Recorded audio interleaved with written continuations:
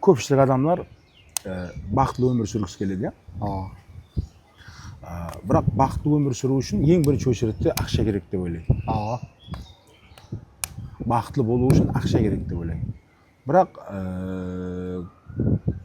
бір жерде оқып едім, негізге бақытлы болу үшін ақша жетпейді екен, яғни ақша керек емес екен. Ақша бұл бақытлы қылатын инструмент емес екен да. Ақша бұл бақытсыздықтың алдын алып тұратын нәрсе.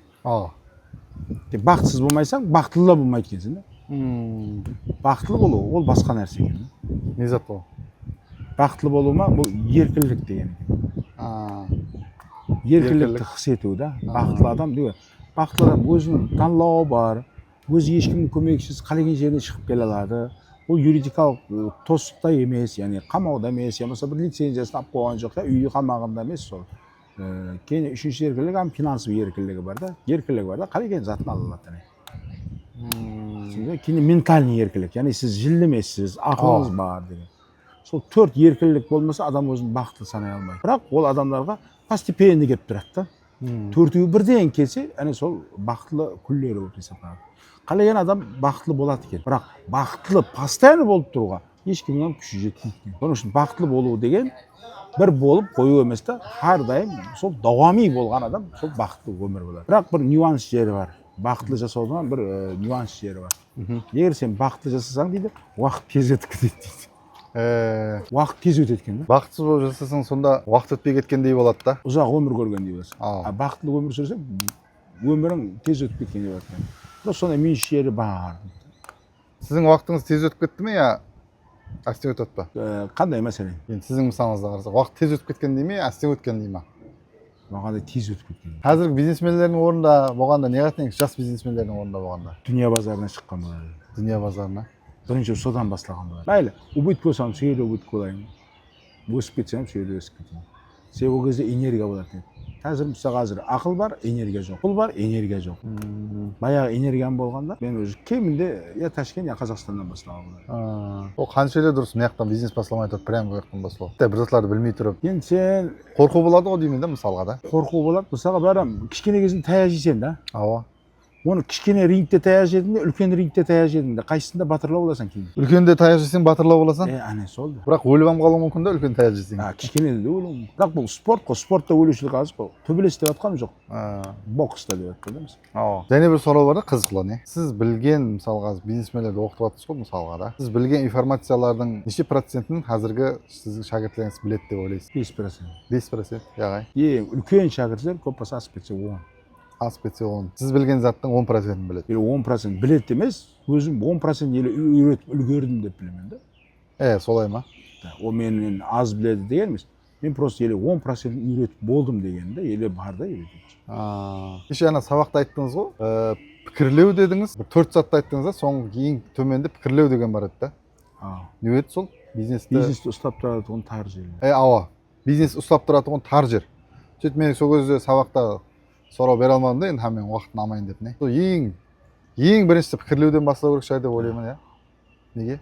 Бірінші өлшем болмаса пікірлеу қаяқтан келеді? Мысалы, бизнес басламай тұрбам, өлшем жоқ кезде де бір адамның пікірлеу болмаса, енді өлшем қап келетін зат пікірлеу емес пе? Пікірлеу ең ақырында тиісіміз керек екен да оған. Ең ақырында? Яғай. Әмесін кітей-кітейден бастап көр. Әмесін кітей-кітейден бастап. Әз пікірлеуге тиісең, ол ма жақпай қалады. Мысалы, сондай бизнесмендер бар ғой деймін да, мысалы, хаммен заты бар, бірақ пікірлеу төмен дегендей. Пікірлеу жоғары, бірақ ондай бизнес үлкен емес адамдар бар? Ондайларым бар, Одан қарағанда бірінші пікірлеу басла жіберген да. Мысалға деймін да, пікірлеуді үлкен болып, бизнес кішкентай болса қайта риск азлау болмай ма? Қандай мәселен пікірлеу дегенде үлкен болады ода да. Просто пікірлеу тоқтатады да. Мысалы, пікірлеудің шекарасы бар да. Мысалы, сен өзің айтып отырсың, біреулер бар дейсің, $1.800,000 саяхатқа шығатын кезде кеше жинадым дейді да, ақша $1.800 жинадым. Біреу сразу төлеп тастап тұрса, ол арзандай болып түрінен қараса арзандай болып төледі. Біреулер бар деп қиналыңқырап, ярым беріп тұрайын, кейін ярым берермен, қарызға қалып тұрарымнан дейді да. Олар пікірлеуден да. Бірақ екеуінің дәраматы бірдей. Түсінеді? Просто ал пұлға деген пікірлеу тар да. Түсінесіз ба? Сен біреу алдын төлеп көрген, біреу төлеп көрмеген. Негіз пікірлеу деген не зат? Қалай ойлайсың сен? Бірінші пікірлеуді көріп алар. не ойлап жатқан пікірлеу басқа, сен ойлап жатқан пікірлеу басқаша. Пікірлеу деген сіз айтасыз ғой, косвенно ойлаң дейсіз ғой, сол косвенно ойнап білген зат, ойлап білген зат. Пікірлеу деген пікірлеу әрдайым кетіп тұрды. Қазір пікірлеу сенде болып жатыр қазір. Ооба. Қазір маған сөйлеп отырмын, бір екі сатларды пікірлеп отырсың. Ооба.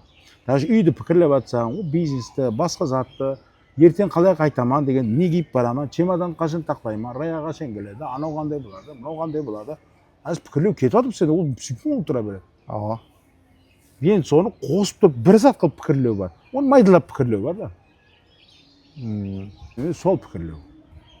Қосып тұрып пікірлеу бар. Кеңінен пікірлеу бар деймін. Я, короче, пікірлеу айттым ғой ең ақырында деп соның үшін. Соның үшін ба? Қазірдің өзінде өзім замекание болып бастады. Замекание болып кетті ғой. Ми көтере алмай қалды ғой. Да, ол ең ақырын. Мынаны біз өлшемге қойсақ, бұл система болады дұрыс па? Содан пікірлеуге тиісе алады да ол.